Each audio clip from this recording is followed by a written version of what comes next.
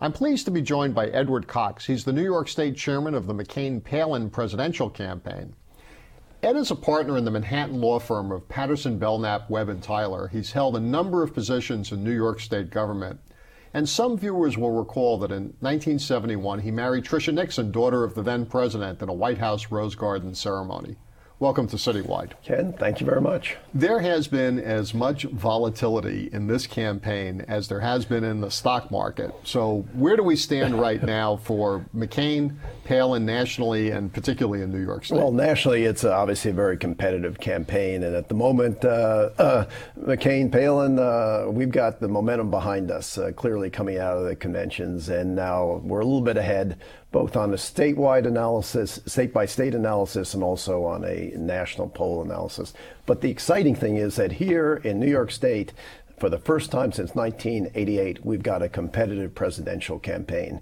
And that's good for New York State. Both sides, I think, are getting very excited about it. Given the fact that neither campaign has been particularly active in New York since the primaries were over, that they're not running local television commercials, there haven't been massive campaign events in New York. What's going on? Well, actually, we've had a very active campaign here. We have, here in Manhattan, we have one of the best organized campaigns under your fellow councilman way back, Andrew Aristoff, right. And we've been marching in parades and going to the street fairs, and we've been regularly on TV here talking about the McCain campaign. So, and in Manhattan, we're doing very well here. Right, but I think that it's been the media coverage of the conventions and the post-convention activities that are affecting the voters more than the operational pieces. What is the message that came out of the convention that you think has changed the perspective of New Yorkers? Well, I'm not sure it's what came out of the convention, because we were doing very well in the polls before the convention. Now we're only 4.2% behind here. I think it's more the economic policies and tax policies of McCain. John McCain, wants to keep the 2003 tax cuts. Now, in 2003, the stock markets here were an all-time low, and New York City and New York State, the stock market and the strength of the financial sector is very important. The 2003 tax cuts on capital gains and dividends brought back the stock markets.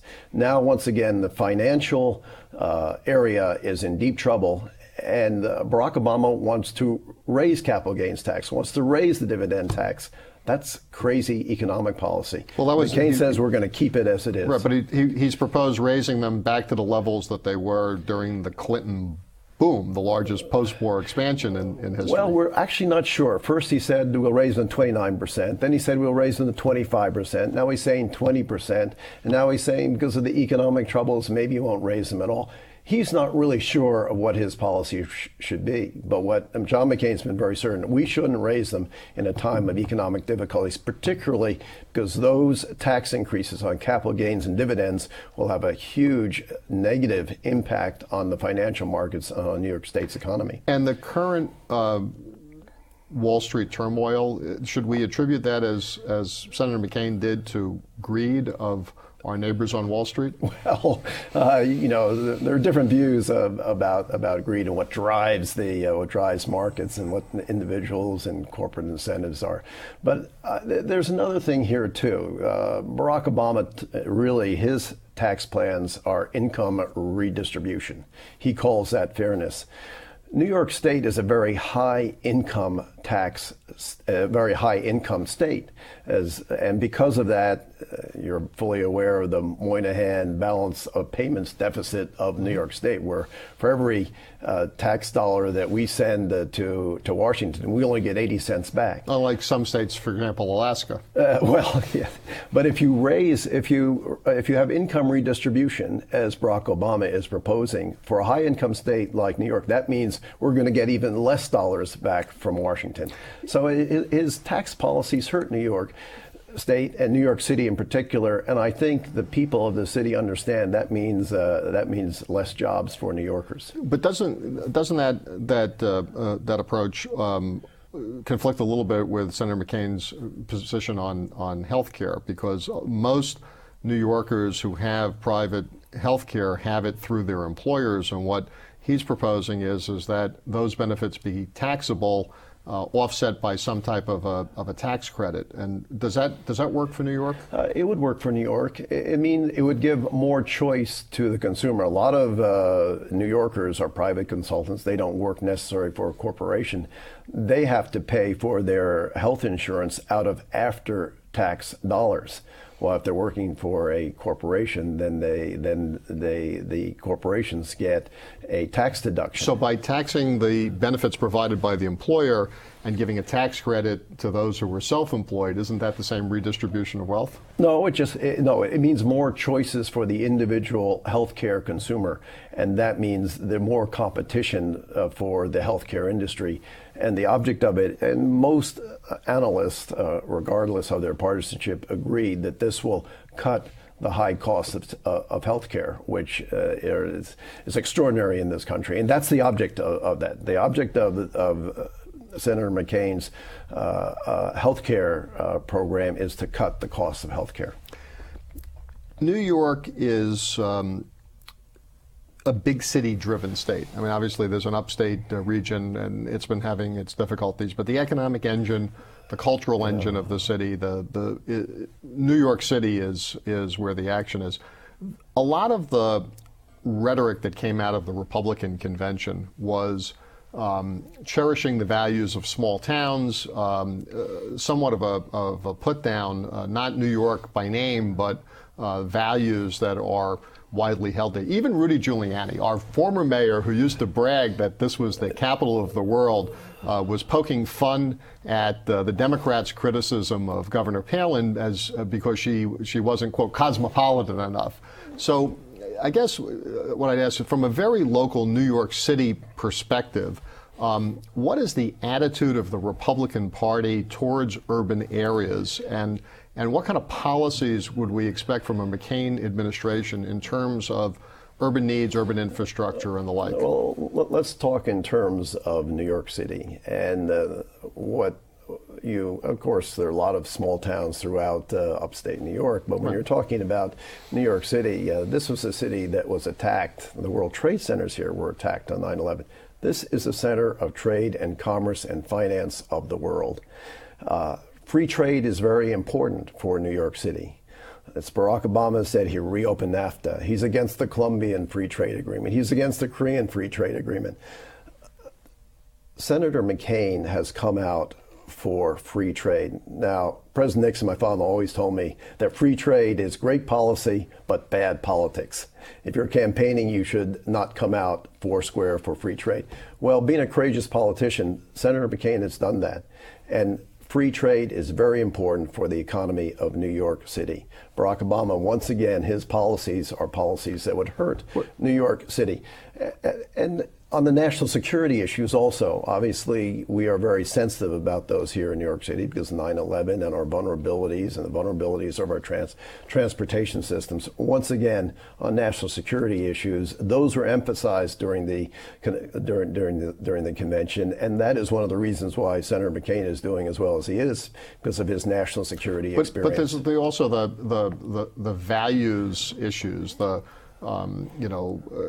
social values, gay rights, choice, where New Yorkers have expressed a political desire to go in a certain direction, and now we may have a national government pushing in a different direction. Well, Senator McCain really, when he has been out there campaigning, he has not talked about those things. He has focused more on the things that the President of the United States can impact. And first of all and foremost, the most important responsibility of the President of the United States is to protect and defend the people of this country from enemies abroad. It's a unique responsibility. He doesn't share it with Congress. He doesn't share it with business. Doesn't share it with state government. And that, Senator McCain, that's where his focus has been. He says the major challenge for the next President of the United States will be radical Islamic extremists. In fact, Rudy Giuliani said the same thing during the primary campaign. He said terrorism, the same thing, is the main issue that the next President of the United States is going to have to face. And it's interesting, the politics. That's why the two got along so well during the primaries, because they both agreed on what the most important issue that would face the next president of the United States. But there's a disconnect there, Ed, because what you're saying is you know, the McCain agenda is focused on the economics and national security and the responsibilities of the office, not so much on the social values issues.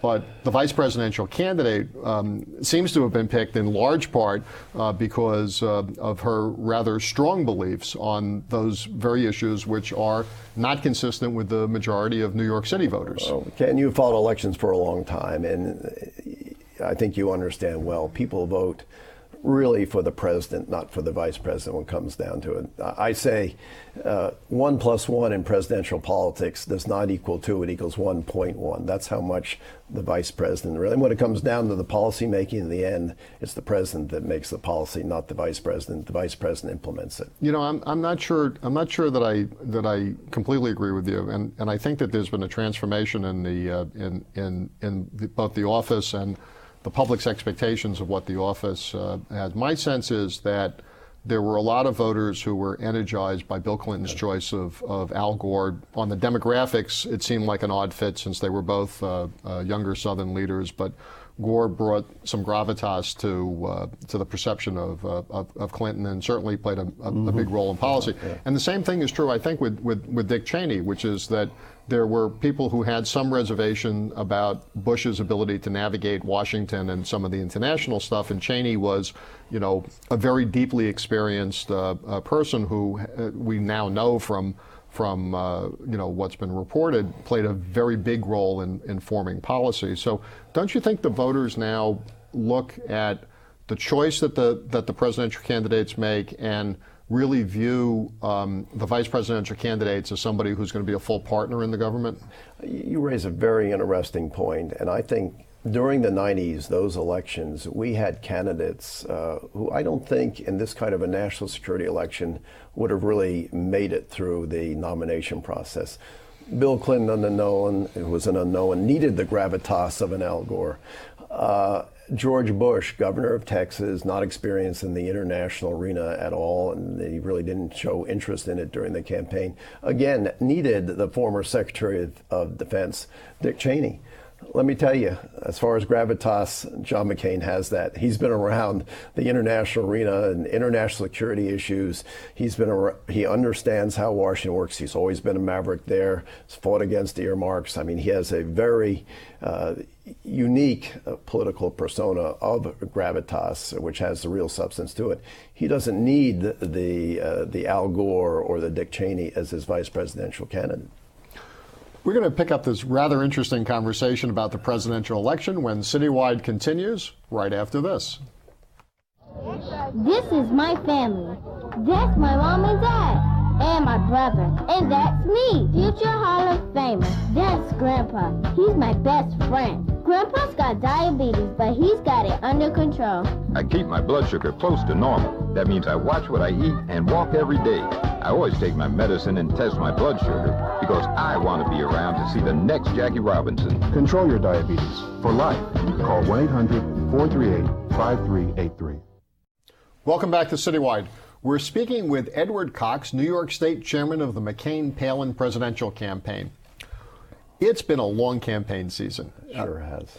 What have been some of the highs and lows for you? Well, Ken, you know, I think the low was in the summer of 2007. John McCain had run out of money. His campaign was in a deficit that way. He was fighting hard for comprehensive immigration reform, which he believed in, but was very unpopular with the base of his party that he needed to win the primaries. He was supporting more troops for Iraq because he believed we need a different strategy, which needed more troops, which basically has succeeded. It was known as a surge, but at the time it was unpopular. And you know what he said to himself at the time? He said, "No, I've been in worse situations than this." When he was a POW in Vietnam, and and he just got energized. As an individual, he got energized, said, look, oh, you want to keep going? I can't pay you, but let's go. And of course, we're volunteers, but even the paid staff said, okay, we'll go.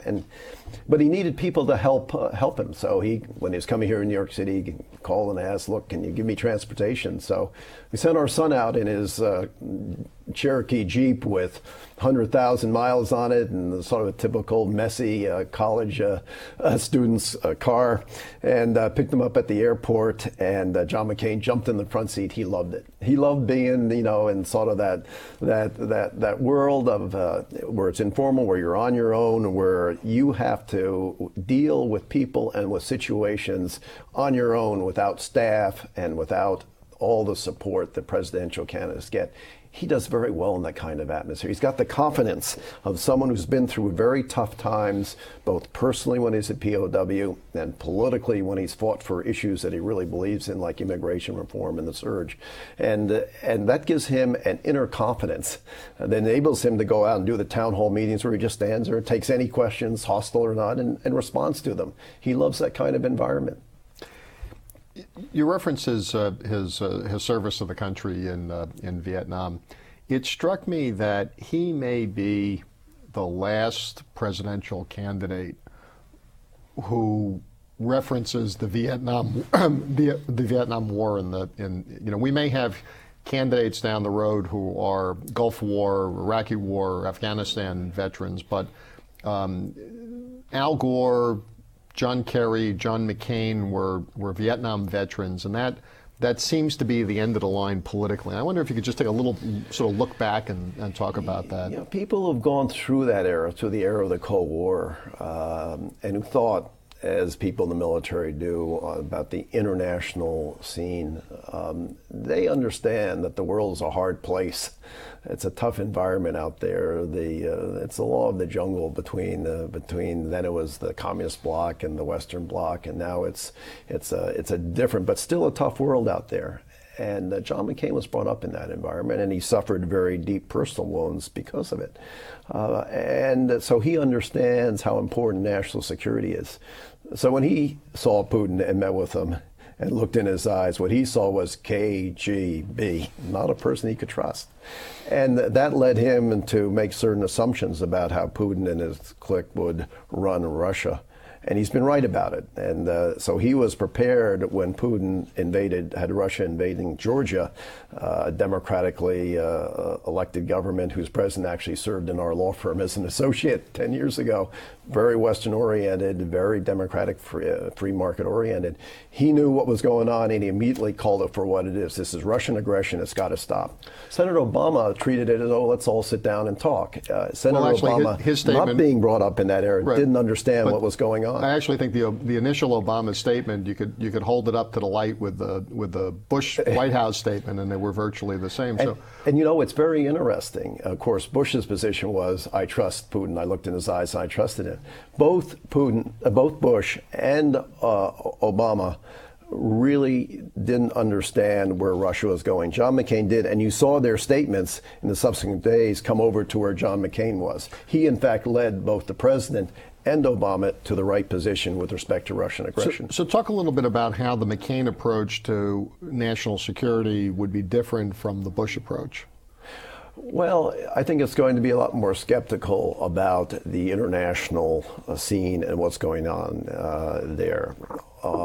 It's going to be more multilateral, or will it continue to be Bush doctrine unilateral? It will be multilateral. It will also, however, believe in American ideals about democracy, but also understand that not every country at this point in time is ready to be democratic. And you have to deal with the realities of the world and American interests in the world at the same time, while trying to realize American ideals in the world. You have to put those together. They're not ready, meaning that they shouldn't be encouraged in that direction, or that or no matter what we do, they're not going to head in that direction. Oh, they certainly should be encouraged. But if President McCain would look at China and say, for 3 millennium, China has not known democracy, and yet they have governed themselves. While we'd like to see a democratic China, like we have a democratic Taiwan, or we we got to deal with them as China, that's emerging on the world stage, that's developing a strong blue water navy, a submarine fleet that can threaten our 7th Fleet in the Formosa Straits. We don't want to go to war over Taiwan. We have to be careful how we handle these issues in the American interest. At the same time, trading with China is important, and it has to be fair trade. How do you do that? Well, he will deal with those on a very realistic basis. You know, it sounds like a little bit of, and maybe you're not intending to say this, but I thought I heard a little bit of a retreat from the Bush approach, whether it was executed well or not, of feeling that the best defense strategy for the United States was to encourage democracy in a lot of places, even if it meant taking some risks that may not turn out to be successful. That, you know, the whole Karen Hughes initiative and basically outreach to Georgia and some of the other states around Russia, that if you had a democracy model that worked economically, that would encourage liberalization in countries. We're seeing it in Malaysia and other places where they haven't had democracy. John McCain has been very active in the Endowment for Democracy and the NGOs that encourage democracy abroad. He is, without making big fanfare about it, he's been out there very much. On the other hand, he understands you got to deal with the world as it is. Right. I think he'll be much more realistic than President Bush was in his first term and his approach to the world in first term. I mean, President Bush was not elected in 2000 because of his foreign policy acumen. People will elect John McCain president because of his experience in national security issues, and he knows how the world really works. At the same time, while not giving up on the American ideals of democracy and free markets. You mentioned before how his personal experiences have shaped his approach to politics as well as his worldview. I wanted to ask you a couple of questions in terms of your own experiences. First of all, you looked at the idea of running against Hillary Clinton for the Senate, so you probably have a very special perspective on how she conducts herself as a senator and how she conducted herself as a presidential candidate. Yes. She has been a very good campaigner, is what I found here in New York State. She has worked every small town and hamlet through upstate New York, and as a first lady, she's been has had an impact, and the people of this state have accepted her. She's worked hard for this state. The reason I took her on was other issues. I don't think, with respect to economic policies, they were necessarily beneficial to New York State, and I also felt that she had to be challenged. And I had the background of having lived in the White House, having worked in the international arena, and actually probably had more experience in the international arena working with President Nixon than she actually had. I opened the door between Korea and China after Tiananmen. I helped get Feng Lizhe out of the radical who was trapped in our embassy out of that and doing negotiation. I went down and had one-on-one discussions with Castro for 4 hours. I'd had that experience. I'd served in the Reagan administration and I think what I did there was more effective than what she did with her healthcare. So since she was such an effective campaigner, what happened to her national campaign? Well, it's very interesting. She could not cover her left flank completely. That's what happened, because she spoke about our administration, meaning her husband's administration, and they had passed NAFTA, they had passed welfare reform, things that were not popular with the base of the party. She had voted for the war in Iraq. That was not popular with the base of the party. And so there was a vacuum to her left that was just waiting for a candidate and who had not voted for the war, like Barack Obama, who was the most liberal senator, is the most liberal senator in the United States Senate. And the activists in the Democratic Party flocked to him, and that just pulled him right up into the nomination. Unfortunately, that does not prepare for him. Fortunately for Senator McCain, that does not prepare Barack Obama either for a general election or to be president of the United States. So, if there's one take-home message that you wanted voters to have as they head into the final stretch, we're not at the World Series yet, so not everybody is fully engaged, but I think that more people are engaged in this presidential election than they have been in quite a while. Even the tone of the campaign is different than it was 4 years ago.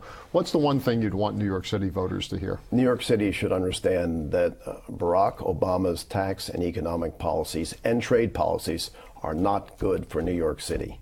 A vote for Barack Obama is a vote against New York City and against jobs for New York City and against what the economy of New York City and New York State, which is in a very perilous condition at this time.